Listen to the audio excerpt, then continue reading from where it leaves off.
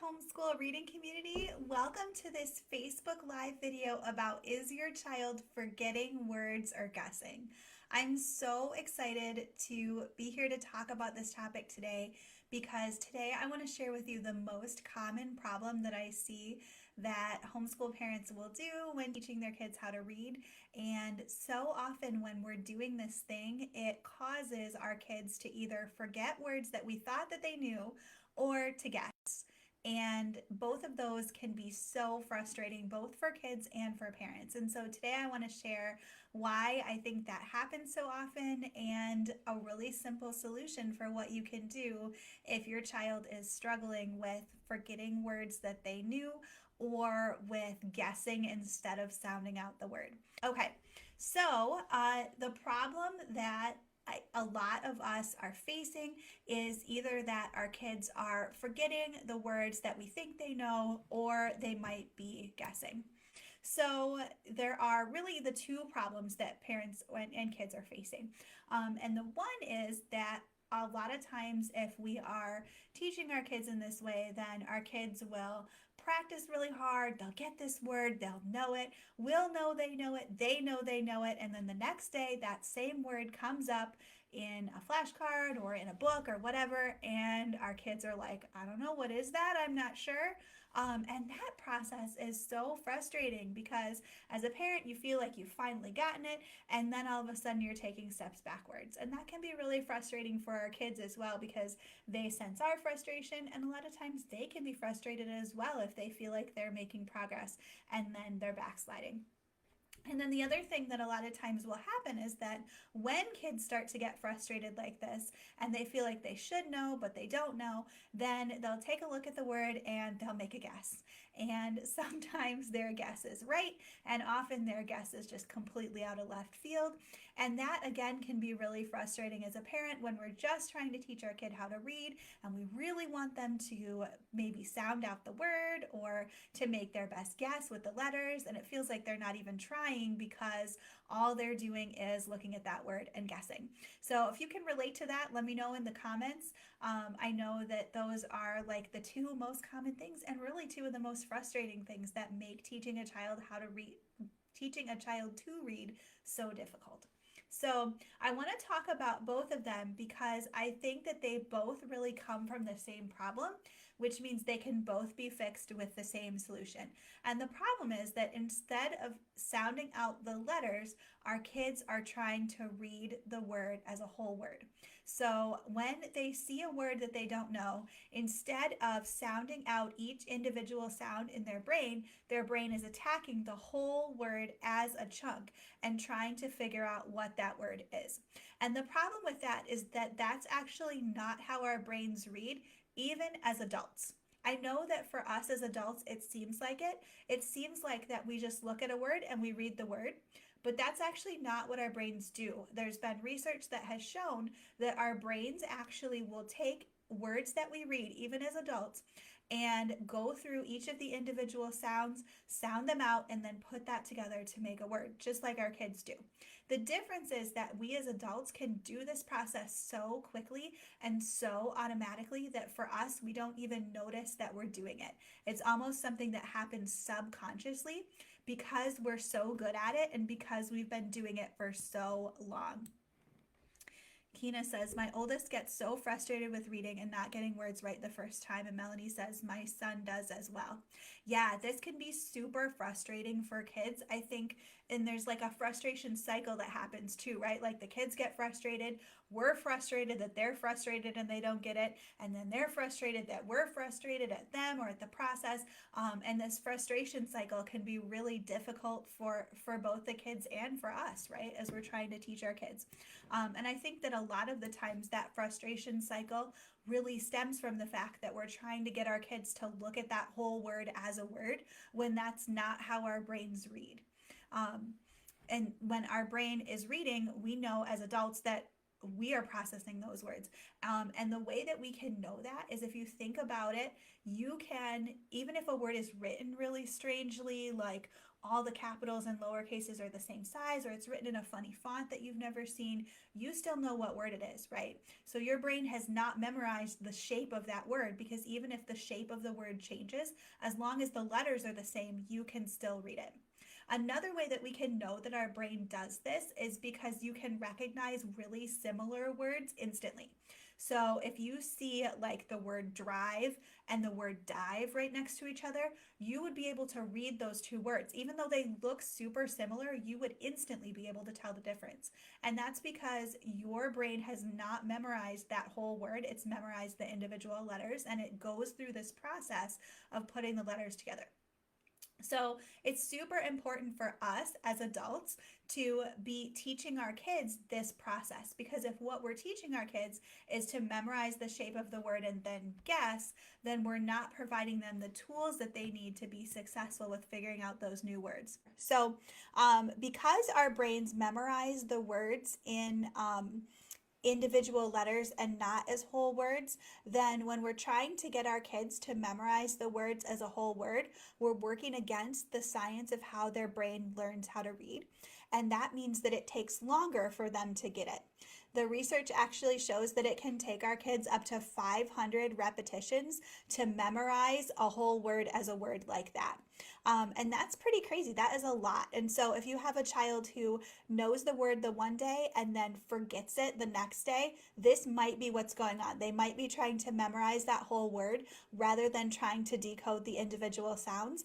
And because that process can take so many repetitions, that's why they're forgetting and needing to do it again. So the more that we can help our kids to be able to sound out the word instead of having them memorize the whole word, the faster they will be able to learn the words and the less forgetting will be happening, because they will be learning in the way that their brain learns, and that will help them to be able to learn it faster.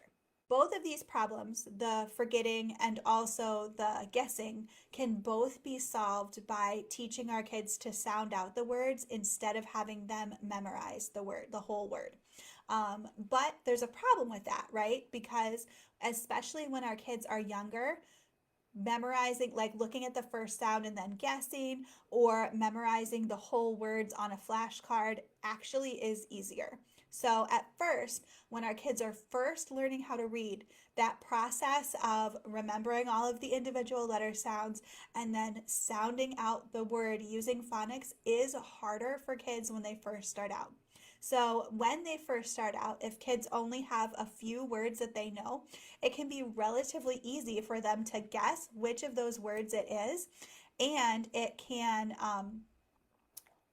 really make the process of learning how to read a little bit easier, it seems like, for them, because all they have to do is guess which one of the three words they know it is on that particular page, right?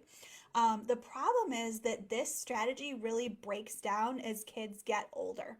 So once they have learned more than just a few words and they start getting beyond the point where the book has a picture of whatever it is that the word that they're supposed to be saying is on that page, then this strategy of let's just look at the picture and guess starts to break down for kids. And that's when they really need to have that phonics background.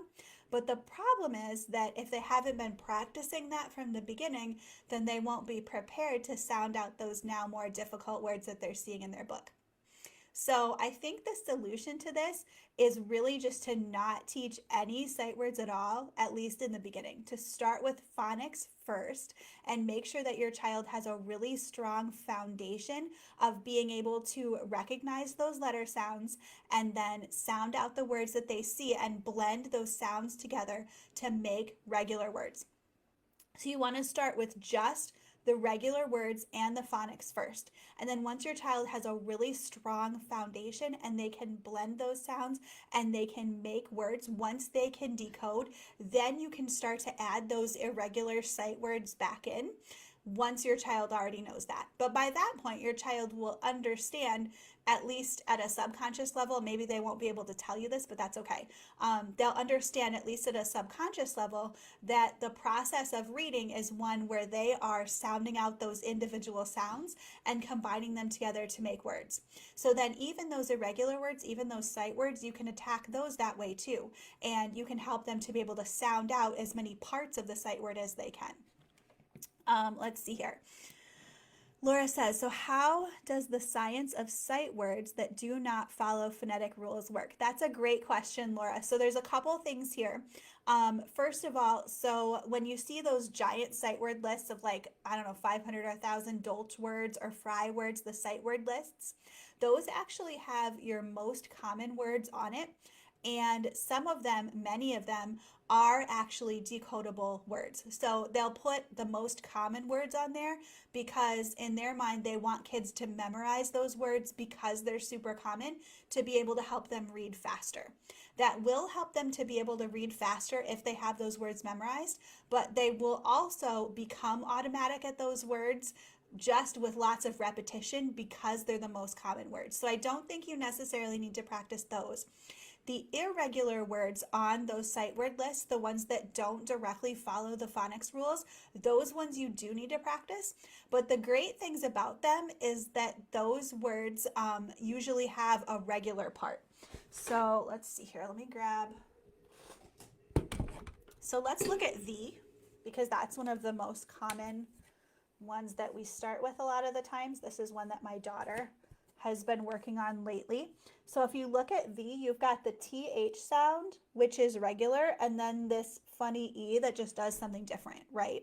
So as you're teaching this one to your kids, you can teach them th, and then look, there's this one sound that does something different. So instead of having to memorize this whole word and the shape of the word, the only thing that they really have to memorize is that in this particular word, the E does something weird. And you can do the same kind of things with all of the sight words. So they're still sounding it out.